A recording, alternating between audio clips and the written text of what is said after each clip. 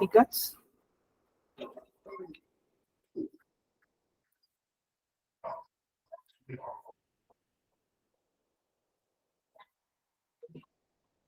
Y bueno, ahora vamos a retomar este tercer bloque de ideas sobre los procesos de enseñanza, de aprendizaje de las matemáticas. Y vamos a retomar una de las teorías más influyentes en los últimos años, ¿sí, maestras? Que es la teoría de situaciones didácticas. No sé si antes, maestra Sofía, maestra Violeta, ¿ustedes han escuchado antes qué es una situación didáctica?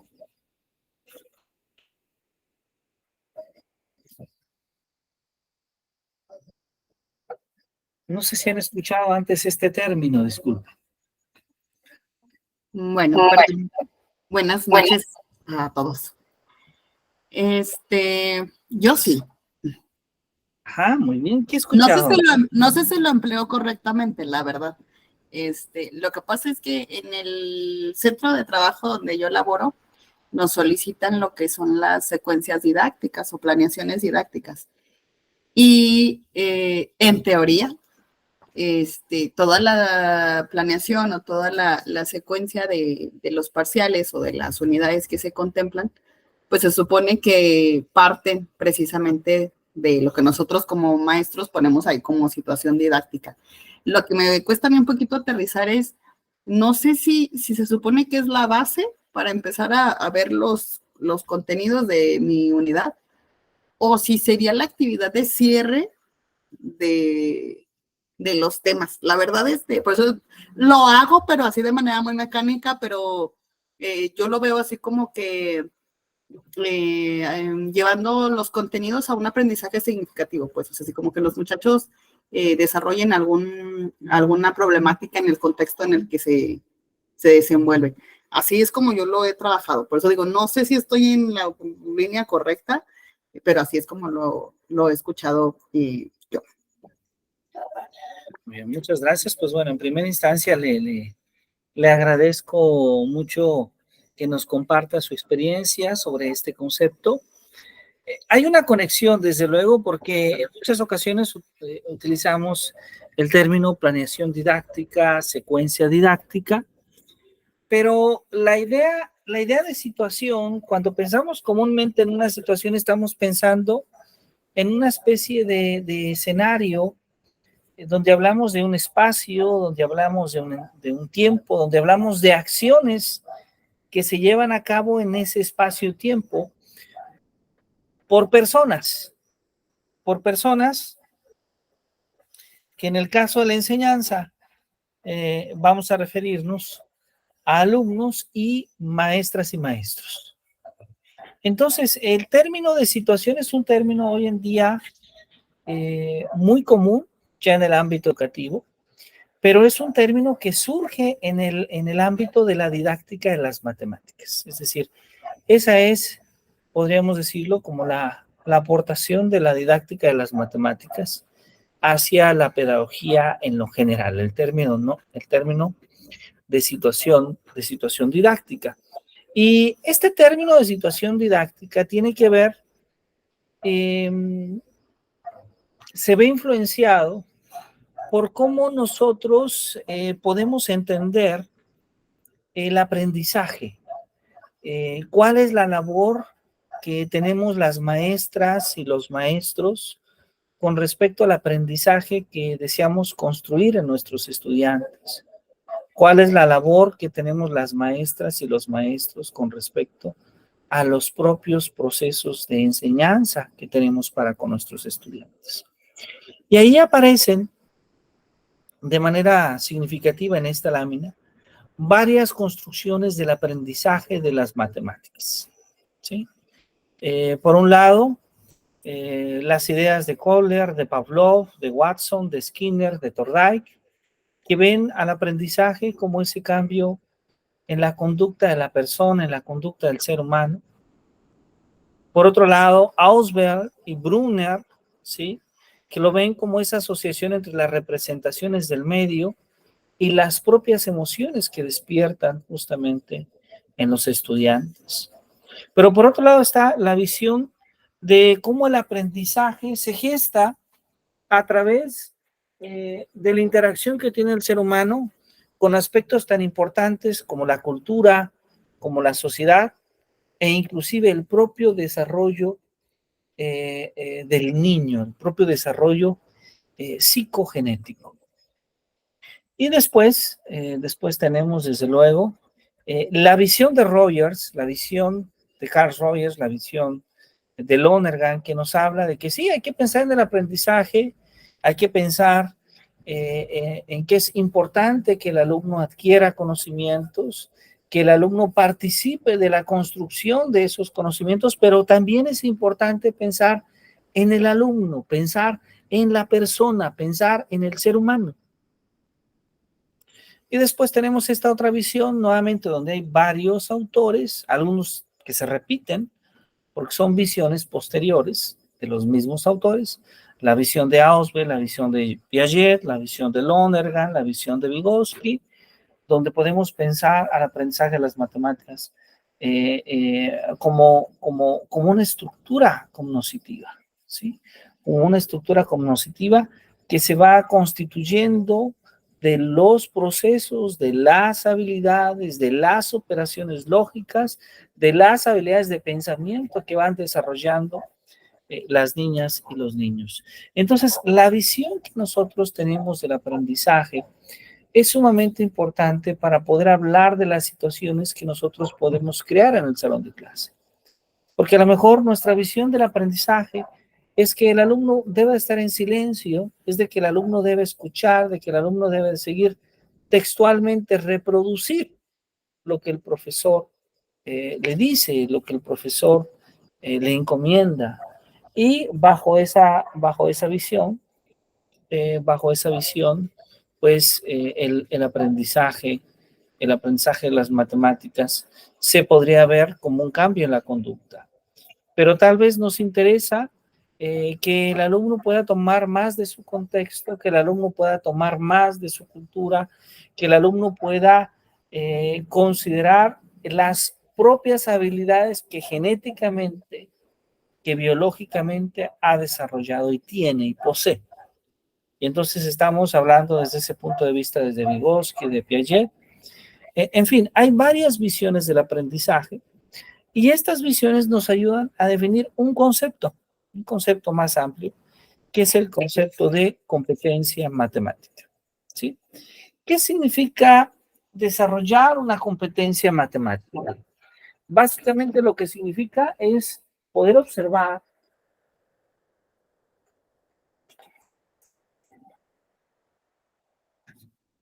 desarrollar justamente en el alumno estas 5 componentes. Y fíjense, esta bonita definición que hemos tratado de retomar de diversos autores para hacer una definición propia, incluye la idea de que desarrollar competencias matemáticas no es solamente una de estas componentes, sino las 5 componentes que aquí se presentan, las 5 componentes que aquí se manifiestan.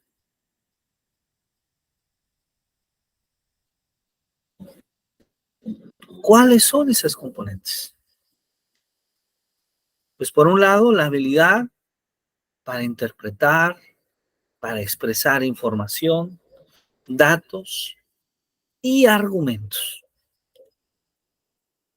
Por otro lado, tenemos ese conocimiento, ese manejo de los elementos matemáticos básicos, ¿sí? El conocimiento, el manejo de los elementos matemáticos básicos. Por otro lado, tenemos aplicar esos conocimientos a situaciones y a contenidos varios, ¿sí? El poder aplicar esos conocimientos a situaciones y contextos varios. El seguir procesos de pensamiento, el poder seguir cadenas de argumentos, que sean por inducción, que sean por deducción, que pueda hacer juicios, que pueda razonar, desarrollar procesos de razonamiento. Y el último, el quinto componente, es que muestre una disposición favorable hacia la información, hacia las situaciones que se relacionan con las matemáticas. Esto es, que el alumno pueda disfrutar, que el alumno pueda disfrutar de las matemáticas, que el alumno pueda sentir emociones positivas cuando está en la clase de matemáticas, cuando vive experiencias en la construcción de su propio conocimiento o pensamiento matemático. Entonces, estas competencias matemáticas las podemos ver como esa capacidad que tienen los alumnos para poder analizar, para poder razonar, para poder comunicar de manera eficaz cuando se formulan, cuando se resuelven, cuando se interpretan diversos problemas matemáticos o problemas matemáticos en diversas situaciones. Esa competencia matemática es esa capacidad de la persona para poder identificar, para poder entender la función que desempeñan las matemáticas en el mundo, para poder emitir juicios bien fundados, para poder utilizar y relacionarse con las competencias de forma que puedan satisfacer sus necesidades de la vida, como también de ciudadanos constructivos, responsables y reflexivos. ¿Sí? ¿Vamos bien hasta aquí, maestras? Claro que Todo sí. bien.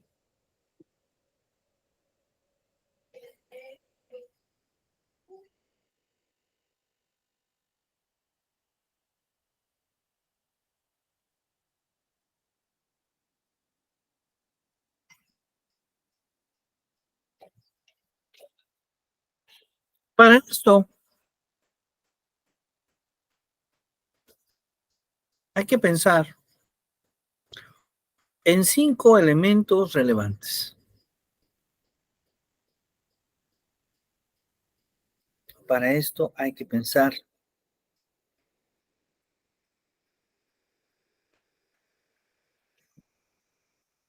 en 5 elementos relevantes.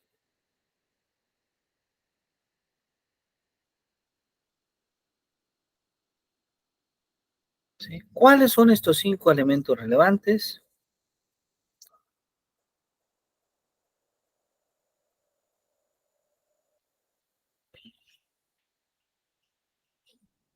Pues estamos hablando de 5 elementos que las maestras y los maestros tenemos que considerar para llevar a cabo nuestra práctica docente.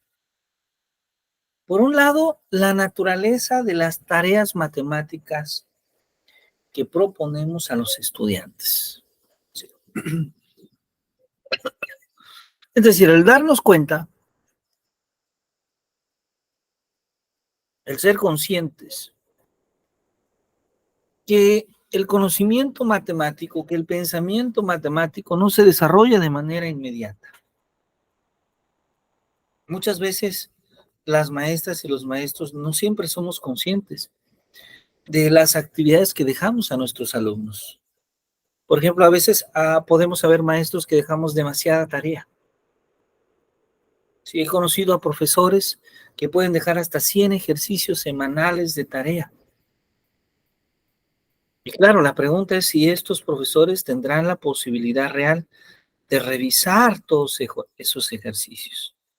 Es decir, no es suficiente con solamente dejar mucha tarea.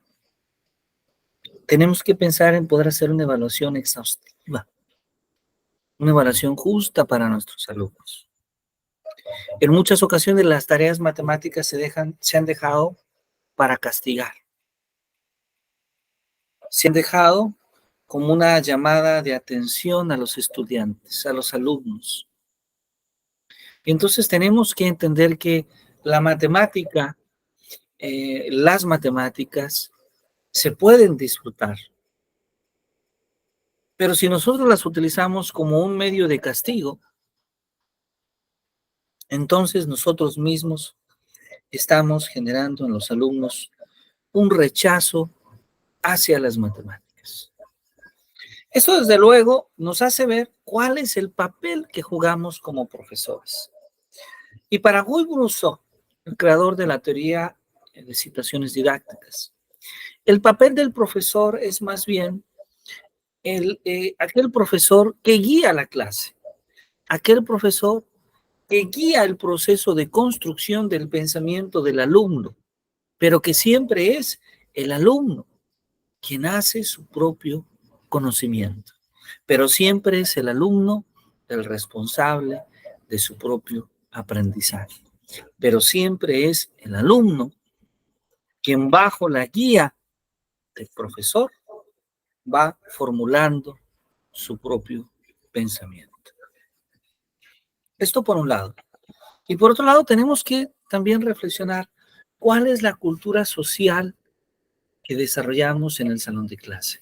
¿Cuál es el ambiente que desarrollamos en nuestro salón? Si es un ambiente de colaboración, si es un ambiente de respeto, si es un ambiente, por ejemplo, de inclusivo, donde se da acceso a todos, donde todos aquellos alumnos tienen la posibilidad de aprender, sobre si el profesor puede esperar, puede darle el ritmo adecuado para facilitar el aprendizaje de sus alumnos. No ir tan a prisa que los de atrás no logren seguir el ritmo, ni tampoco ir tan lento que quienes van un poco más adelante, que quienes pueden avanzar un poco más rápido, se desmotiven y desistan. La cultura social del aula es muy importante, porque si el profesor disfruta de lo que hace, porque si el profesor tiene pasión por la clase de matemáticas, lo más probable es que sus alumnos también se van a sentir apasionados, que los alumnos también van a desear aprender matemáticas. Y claro, también tenemos los recursos matemáticos como un soporte del aprendizaje y para el aprendizaje. Justamente poder considerar una variedad de opciones, una diversidad de manera de presentar los conceptos, de contar con varias estrategias, con varias herramientas que nos permitan acercar las matemáticas a los alumnos y construir finalmente experiencias motivadoras en el aprendizaje de las matemáticas.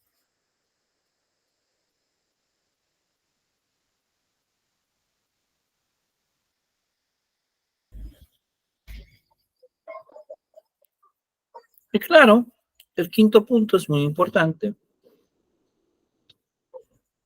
que es la equidad y la accesibilidad, ¿sí? Al darnos cuenta que las matemáticas, aunque tienen una carga conceptual neutra, posiblemente, o al menos así queremos verlo, históricamente han sido utilizadas también de manera equivocada. Por ejemplo, socialmente, la matemática ha sido utilizada para discriminar los que aprenden rápido, los que desarrollan habilidades matemáticas rápido, de quienes no lo logran. Y esto ha generado un problema de accesibilidad, ¿sí? Aquellos quienes tienen acceso a la matemática por su propia habilidad, por su propia capacidad de cálculo, de razonamiento, y aquellos quienes pareciera que no están formados para ello.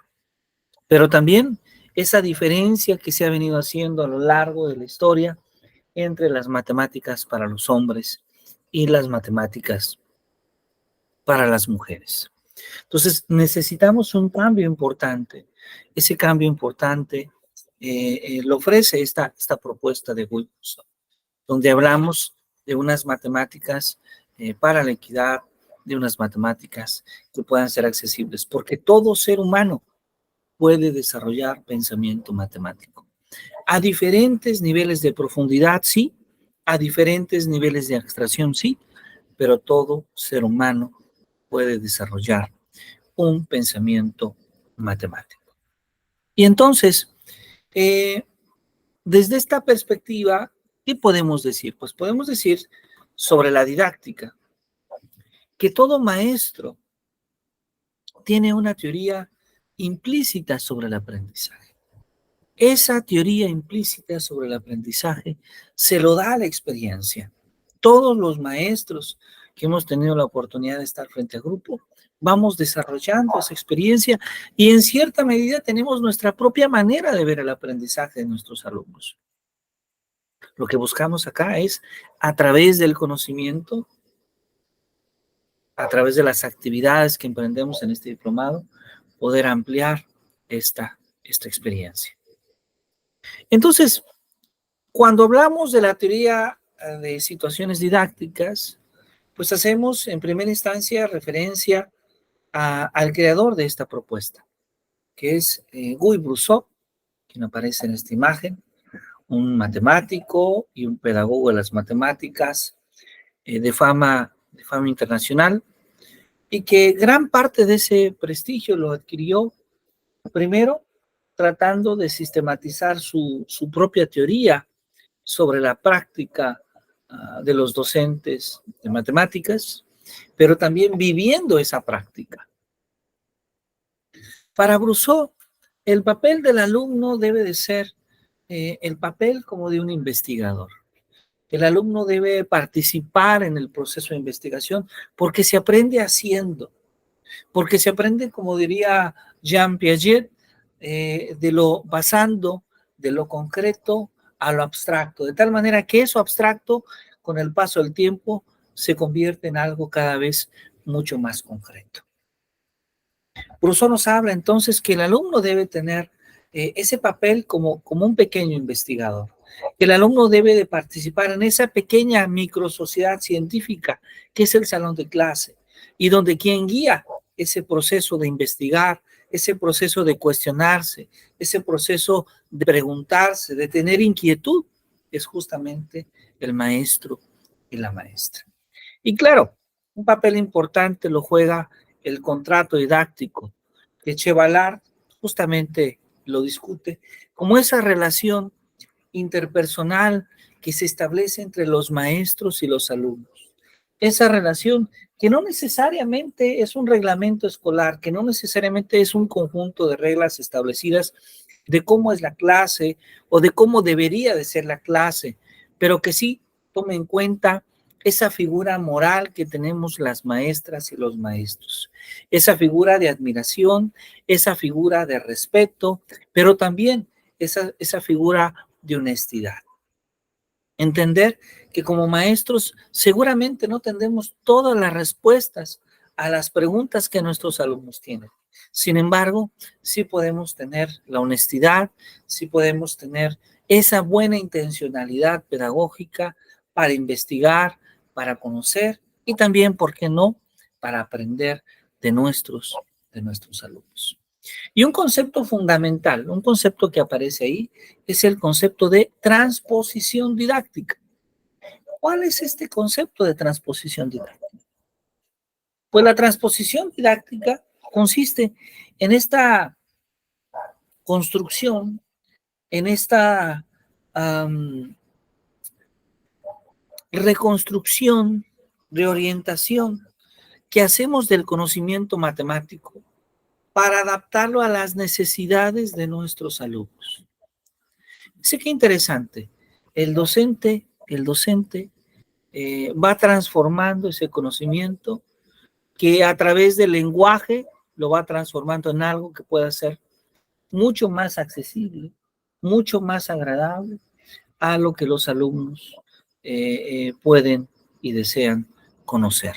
Un docente que conoce a su grupo, un docente que entiende sus motivaciones, sus intereses, su contexto, y que entonces esto le permite transponer los saberes que tiene a saberes pensados para la enseñanza, que poco a poco van pasando de lo informal, es decir, de cómo el alumno lo entiende, a lo que institucionalmente se debe de comprender, se debe de entender. Y el proceso por el cual se lleva a cabo esto es justamente el proceso de transposición didáctica. Bien, vamos bien hasta aquí, maestras. ¿Alguna pregunta, algún comentario? Todo bien. Estamos bien, gracias.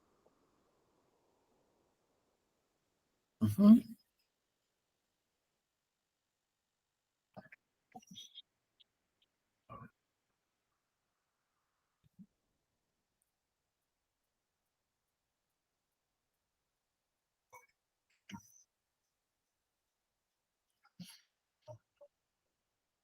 Bueno, ¿qué tenemos aquí?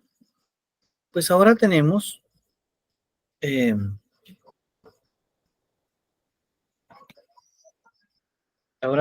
justamente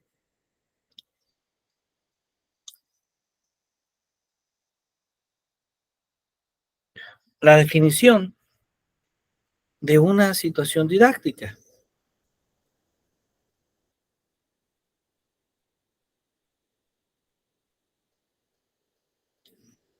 Esta definición de situación didáctica, que por cierto aparece en los años 90 en los trabajos de Gálvez, que está inspirada desde luego en la visión de Brousseau, entendida como esa situación construida intencionalmente con el fin de adquirir a los alumnos, de que los alumnos adquieran un saber determinado. Brousseau nos dice entonces que una situación didáctica es un conjunto de relaciones establecidas de manera explícita o explícitamente con el alumno o con un grupo de alumnos, un cierto medio y un sistema educativo que, por cierto, es representado por el profesor, con la finalidad de lograr que esos alumnos se apropien de su saber constituido o de un saber que está en vías de construcción. Eso es lo que Brousseau llama una situación didáctica.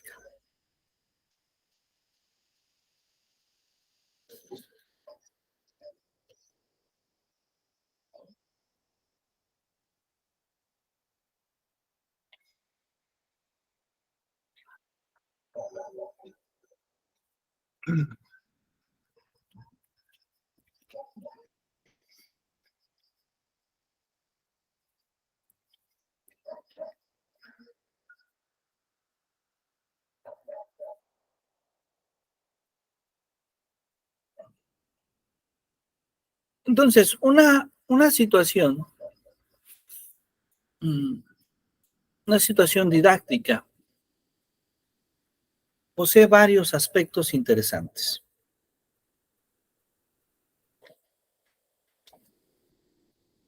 Por ejemplo, el carácter de necesidad de los conocimientos. Un aspecto interesante que estudiamos a principios de la década pasada era que a veces el alumno se enfrenta a problemas que puede resolver sin utilizar conceptos o cálculos formalmente institucionalizados. Entonces, el carácter de la necesidad de los conocimientos es importante, porque a veces nosotros presentamos situaciones donde el alumno ya las ha enfrentado y puede resolverlas, aun cuando no utilice las herramientas que nosotros como docentes podemos darle de manera inmediata. Por ejemplo, la suma de 3 coches verdes de una caja con 4 coches verdes de otra.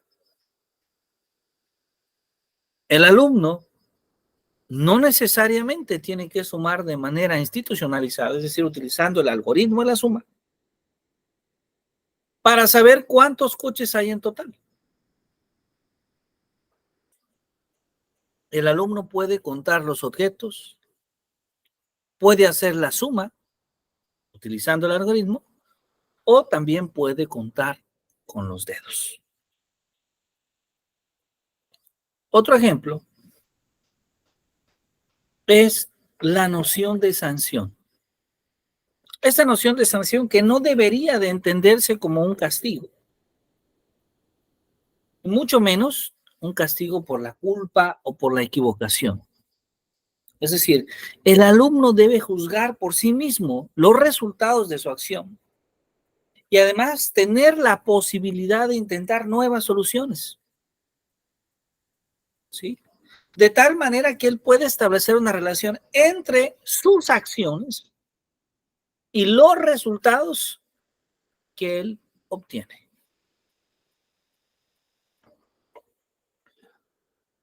Rolando García, un alumno de Jean Piaget, por cierto, probablemente uno de sus alumnos más brillantes, mexicano, que hace varios años que ha fallecido, escribió un concepto que hoy en día es importante, que se llama el aprendizaje por adaptación del año 2000. Y ahí Rolando García nos dice, el gran progreso cognoscitivo que realiza el niño y que la psicología genética, refiriéndose a la psicología de Piaget, ha dejado claro, consiste en pasar de lo empujé y se movió a si lo empujo, se mueve. ¿Sí? Si lo empujo, se mueve. Entonces, observemos cómo la segunda oración tiene una estructura de consecuencia lógica. Repito, en lograr pasar. Estamos hablando del pensamiento del niño. Lo empujé y se movió a pasar. Si lo empujo, se mueve.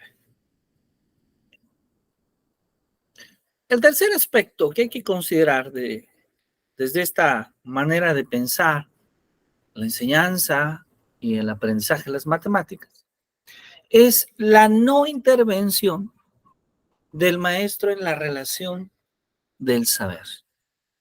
Y vaya, esto es muy complejo porque los maestros estamos muy acostumbrados a ser protagonistas de la clase de matemáticas.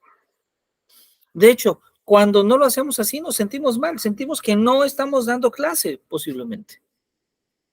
Entonces, queremos que el alumno haga un ejercicio y rápidamente, casi inmediatamente, queremos decirle cuál es la solución, cómo se llega a la solución. Estamos desesperados por compartir lo que sabemos.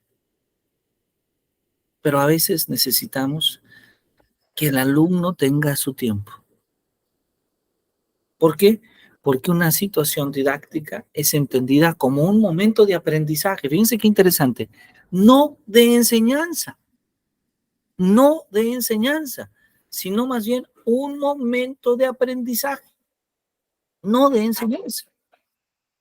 Es decir, los alumnos deben de encontrar por sí mismos las relaciones entre sus elecciones y los resultados que ellos mismos están obteniendo. Brousseau nos dice que entonces hay varios tipos de situaciones. Hay situaciones de acción, estas situaciones que están ligadas a lo más común que hacemos en nuestra práctica. Aquí es donde el alumno calcula, mide, cuenta. Aquí es donde el alumno utiliza el conocimiento matemático, el concepto matemático para hacer una acción. Es el ejecutar el plan de Polya. Pero también hay situaciones de formulación. Situaciones de formulación que consisten en la capacidad que tiene el alumno de comprender el mensaje, de comprender el problema, de comprender la lectura, de darse cuenta que hay un problema, que el problema existe. Ahí es cuando el alumno formula, cuando logra establecer la relación entre la realidad y las matemáticas y cómo las matemáticas le ayudan para construir un modelo de esa realidad. Y después tenemos el momento de validación. Cuando ahora no solamente tengo que calcular, medir y contar, tengo que decir por qué eso es correcto. Y esto se da en diferentes niveles. Primero, a modo de explicación, de poderlo explicar a mi maestro, de poderlo explicar a mis compañeros, de poder dialogar con mis compañeros para saber si aceptan mi explicación, si la rechazan, si establecen un juicio, una sanción, y que puede ir desde argumentar, justificar, validar, verificar, comprobar, hasta demostrar y probar. Observemos que este tipo de situación es mucho menos común. Dejamos poco espacio para que sean los alumnos quienes nos platiquen en la clase. Entonces, Brousseau nos dice, hay que considerar los 3 momentos: acción, formulación, validación. Ok, bueno, me gustaría detenerme en este punto para saber si tenemos alguna duda, si tenemos alguna pregunta, maestras.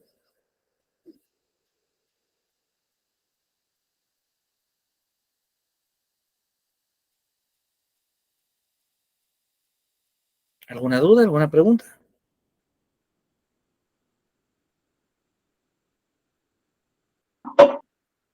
Pues más que duda es una reflexión, porque es interesante ver cómo son importantes los procesos y el hecho de que el niño tenga ese razonamiento que sí uno busca que el niño lo aprenda,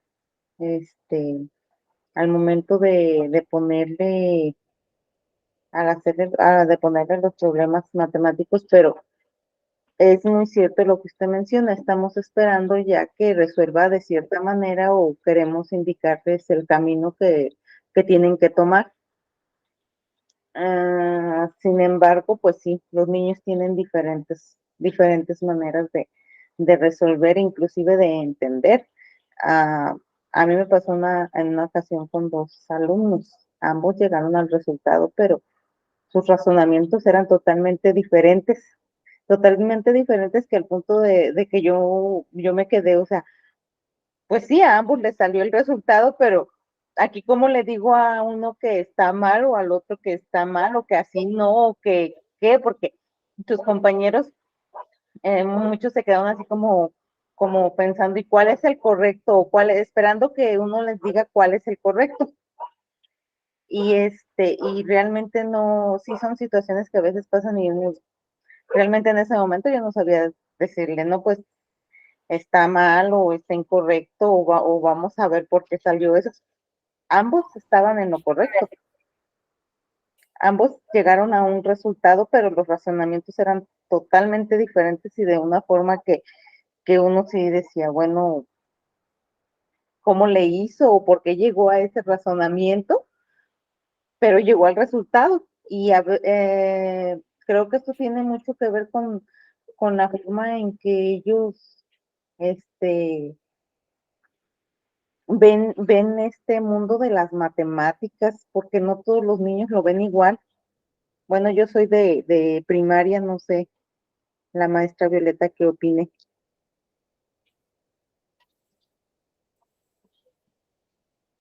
Muchas gracias por compartirnos esta experiencia, maestra Sofía. Y claro que sí, algo que es importante y algo que promueve Guy Brousseau es la idea de que la manera de llegar a la solución de un problema matemático no es única. La matemática para la enseñanza, ¿sí? No me refiero a la matemática profesional, sino a las matemáticas para la enseñanza deben ser un campo de estudio flexible. Flexible en el sentido en que le permita al alumno desarrollar su propia creatividad, desarrollar su propio pensamiento. Y ser flexible en que no es únicamente la manera en la cual piensa el profesor las matemáticas, sino que el alumno puede encontrarse sus propias maneras de resolver un problema. Y siempre y cuando el alumno pueda profundizar, siempre y cuando el alumno pueda explicar cómo es que llega a esas conclusiones, pues entonces es válido, completamente válido, que el alumno pueda hacerlo por sí solo, maestra. Muchas gracias, maestra Sofía, por su reflexión. Maestra Violeta, ¿alguna reflexión? ¿Alguna pregunta, tal vez? Adelante, por favor. Pues, ahora sí que dentro de muchas reflexiones que ahorita me comentaron ustedes, también yo quedé así que un poco descalabrada, porque creo que yo sí soy de esos maestros en los que les planteo la situación y los dejo que así como que trabajen, pero los minutitos en los que ellos están trabajando se me hacen eternos, así como que ya quiero decirles la respuesta de los ejercicios y hasta los ando presionando, ¿verdad? Pero también confieso que me aguanto mucho para no darles los resultados, pero yo tengo un conflicto que ahorita yo leía por ahí en las diapositivas, la importancia de enseñarles a los muchachos a argumentar. A diferencia de la maestra Sofía, yo trabajo a nivel bachillerato. Entonces, yo peleo mucho con los muchachos porque yo soy de preguntarles, ¿y cómo lo hiciste? ¿Y por qué? ¿Por qué eso? Pero como que sienten que cuando uno les pregunta es porque está mal. O sea, ellos antes de contestar me dicen, bueno, y ya le están borrando a la libreta. Digo, no, o sea, no te pregunto porque esté mal. Quiero saber cómo le hiciste. No, es que me está viendo feo y no, es que me hace dudar. Le digo, no, o sea, realmente quiero saber cómo le hiciste. No sé si esté bien o esté mal. A veces les digo, ni siquiera sé el resultado, pero quiero saber qué proceso seguiste para a ver si por ahí iba o poder guiarte o a lo mejor tú encuentras una mejor solución. Pero ese es mi conflicto. Los muchachos, siempre hasta les digo, pues que los traumó en secundaria, que no quieren expresarse, ¿verdad? Espérese hasta que yo le diga que está mal su resultado y lo borra.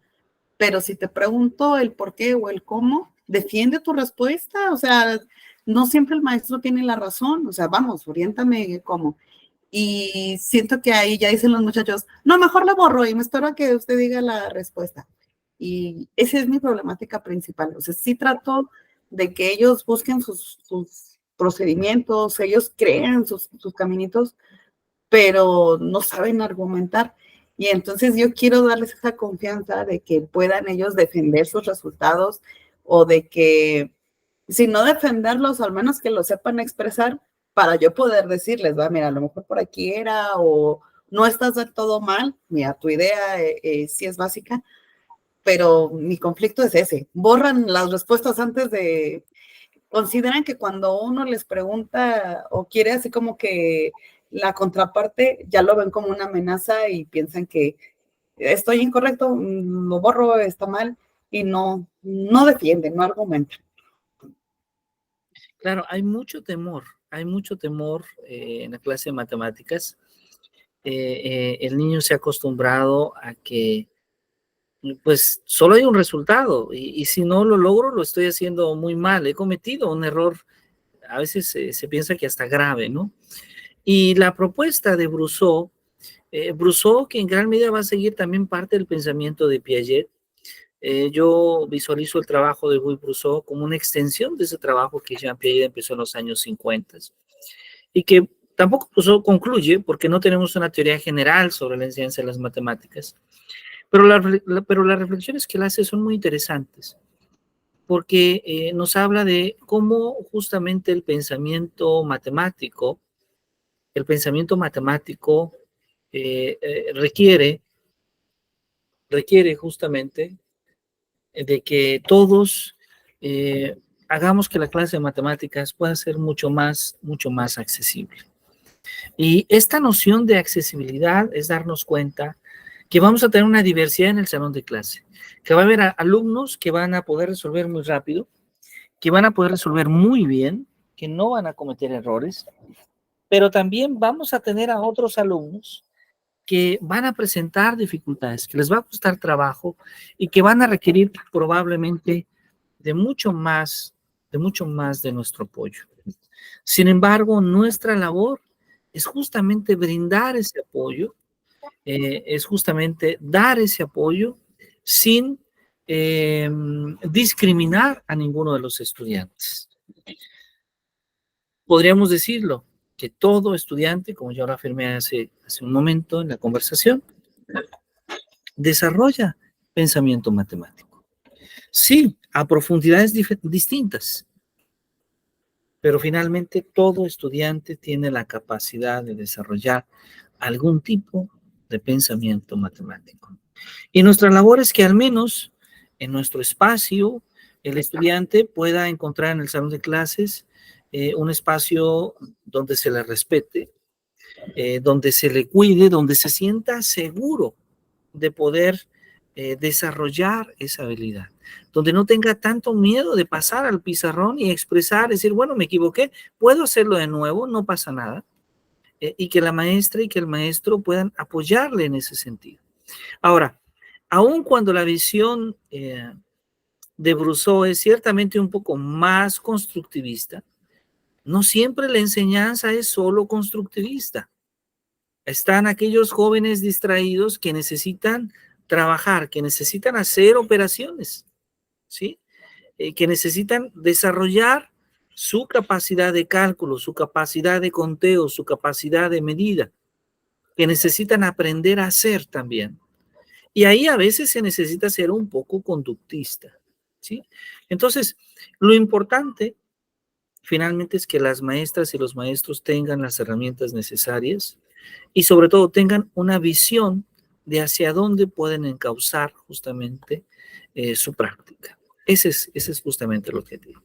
Pues bueno, esta ha sido una primera introducción a la teoría de situaciones didácticas. Hay mucho más que decir de esta teoría, pero como en las buenas telenovelas y series, esto lo vamos a dejar para la siguiente sesión. Y la siguiente sesión vamos a hablar de aritmética y de geometría, utilizando la teoría de situaciones didácticas. Y claro, vamos a enviar una pequeña lectura, algún video para que ustedes puedan ir revisando un poquito antes. Fue una entrevista muy interesante que hacen a Guy Brousseau, voy a tratar de recuperarla y compartirla. Brousseau es francés, pero estuvo hace varios años en la Universidad de La Sabana, en Colombia, y sí, eso que ustedes se imaginan ocurrió, aprendió un poco de español, ¿sí? No es un buen español, él no nos está escuchando ahora, esta crítica, pero digamos que es suficiente como para que podamos entender un poco qué dice. Creo que el video además tiene subtítulos, entonces ya esto nos ayuda. Si no entendemos lo que dice, podemos leerlo y es muy breve. Así que, pues bueno, muchísimas gracias. Que tengan una muy buena noche, un buen descanso y muchas gracias por acompañarnos. Nos vemos el próximo... hoy es jueves. Nos vemos el próximo miércoles. ¿Sí? Muchas gracias. Que descansen. Muy buena noche. Gracias a ustedes. Buenas noches. Gracias, buenas noches. Buenas noches. Que descansen. Bye, bye.